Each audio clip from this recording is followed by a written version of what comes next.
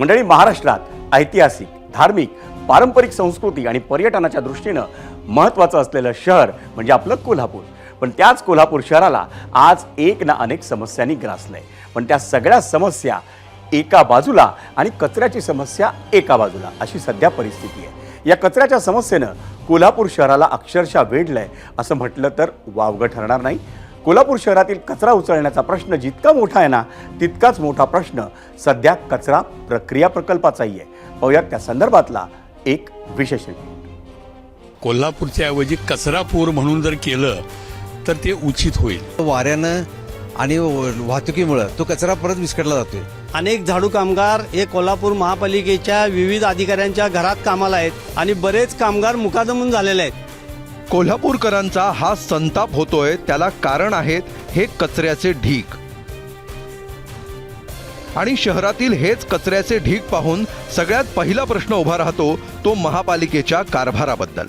खरं बघितलं तर आता कोल्हापूरचं नवं नाव, त्याचं नामकरण करायला पाहिजे. कोल्हापूरच्या ऐवजी कचरापूर म्हणून जर केलं तर ते उचित होईल.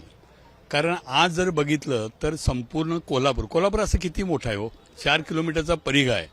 परंतु महानगरपालिका म्हणून आपण मिरवतो, टेंभा मिरवतो, हद्दवाढची घोषणा करतो, पण आपलं शहर जे आहे ते कचऱ्यापासून मात्र मुक्त करू शकत नाही. कचऱ्याचे ढीग आणि ढीग वालालेत.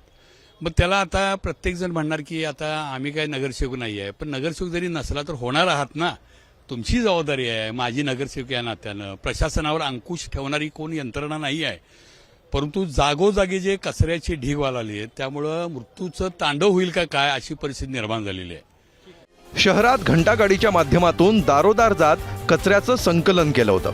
इथं दिवसाला 350 टन कचऱ्याचं संकलन होतं. त्यासाठी महापालिकेकडं 160 घंटागाड्या आहेत. दिवसाला प्रत्येक घंटागाडीच्या 2 ते 3 फेऱ्या होतात.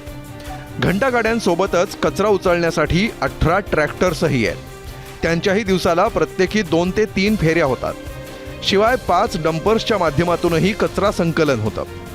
इतक्या सगळ्या यंत्रणेच्या माध्यमातून जमा झालेल्या कचऱ्यापैकी प्रक्रिया होते ती फक्त 150 ते 200 टन कचऱ्यावरच. त्यामुळे दिवसाला 100 टन कचरा असाच जमा होतो आणि त्याचा थेट परिणाम शहराच्या आरोग्यावर होतोच, सोबत प्रदूषणाचाही प्रश्न उभा राहतोय. कोल्हापूर शहरामध्ये झाडू कामगार रोज झाडू मारतात, ते कचरा एकत्र करतात. तो ताबडतोब उचलला जात नाही. त्यामुळे वाऱ्यानं आणि वाहतुकीमुळे तो कचरा परत विस्कटला जातोय. आणि जी झाडू कामगारांची संख्या आहे त्यामध्ये अनेक झाडू कामगार हे कोल्हापूर महापालिकेच्या विविध अधिकाऱ्यांच्या घरात कामाला आहेत, गाडीवर कामाला आहेत, ऑफिसमध्ये कामाला आहेत आणि बरेच कामगार मुकादमून झालेले आहेत आणि त्यांचा पगार मात्र झाडू कामगार म्हणून निघतोय. हे जे अधिकारी आहेत हे डोळेझाक करून हप्ता घेतात. खरोखर कायद्यानं तिची मी यापूर्वी पण साल्ट काढलेले आहेत, तरी देखील यांच्यावर परिणाम होत नाही. गेल्या 3 वर्षांपासून इथल्या महापालिका निवडणुका प्रलंबित आहेत. त्यामुळे शहराचा कारभार प्रशासकांकडे आहे. जेव्हा एबीपी माझानं शहराच्या कचऱ्याचा प्रश्न उपस्थित केला तेव्हा आमदार अमल महाडिकांनीही महानगरपालिका प्रशासक के मंजुलक्ष्मी यांच्यासोबत बैठक घेतली आणि तातडीनं कचरा प्रश्नावर तोडगा काढण्याच्या सूचना दिल्या. या कोल्हापूर शहरातील कचऱ्याच्या संदर्भामध्ये माननीय कमिशनर मॅडम बरोबर चर्चा झाली. याच्यामध्ये ओला कचरा संदर्भात त्यांनी आता नवीन एक ट्रायल बेसिसवरती 3 कंपन्यांना बोलवलेलं आहे. पण शहरातल्या कचऱ्याची विल्हेवाट लावून त्यातनं काहीतरी चांगलं व्हावं. जे आता पुण्यामध्ये काम चाललंय, इंदोरमध्ये काम चालू आहे, गोव्यामध्ये चांगल्या पद्धतीने काम चाललं, या दृष्टिकोनातून या संदर्भात काम आता ऑलरेडी मॅडमनी सुरुवात केलेली आहे. नवीन 30 टिप्पर आपण घेतोय, जे शहरामध्ये 177 ठिकाणी जे स्पॉट आहे तिथनं आपल्याला कचरा उचलावा लागतो.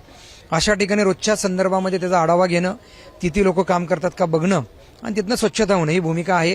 त्यामुळे मला असं वाटतं की येणाऱ्या महिन्याभरामध्ये मार्च एंडपर्यंत किंवा एप्रिल 1st वीकपर्यंत कोल्हापूर शहराच्या कचऱ्याचा व्यवस्थित विल्हेवाट लावून लोकांची गैरसोय दूर करणे ही भूमिका यामध्ये आपण प्रामुख्याने घेतलेली आहे. असं असलं तरी महापालिकेची बाजू समोर येणंही तितकंच गरजेचं होतं. त्यामुळे आम्ही पालिकेच्या अतिरिक्त आयुक्तांना गाठलं, तर त्यांनी पालिकेकडून काय काय उपाययोजना केल्या जाणार आहेत याचा पाढा वाचून काढलाच. पण त्यासोबतच त्यांनी कोल्हापूरकरांनाही आवाहन केलंय. माझं नागरिकांनाही आव्हान आहे की आपण जो कचरा संकलित होतो तर आपला कचरा हा ओला सुका असा वेगळा वेगळा करून जर का आपण कचरा घंटागाडीमध्ये टाकला आणि उघड्यावर न टाकता आपल्या कचरा महापालिकेच्या कचरा गाडीमध्येच टाकला तर त्याची विल्हेवाट लावण्याकामी महापालिकेलाही मदत होईल.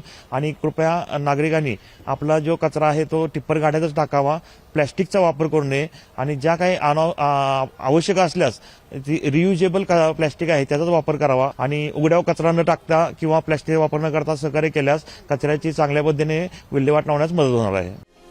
जसा कोल्हापुरात पाणी टंचाईचा प्रश्न आहे त्यापेक्षा मोठा प्रश्न आहे इथे साचणाऱ्या कचऱ्याचा.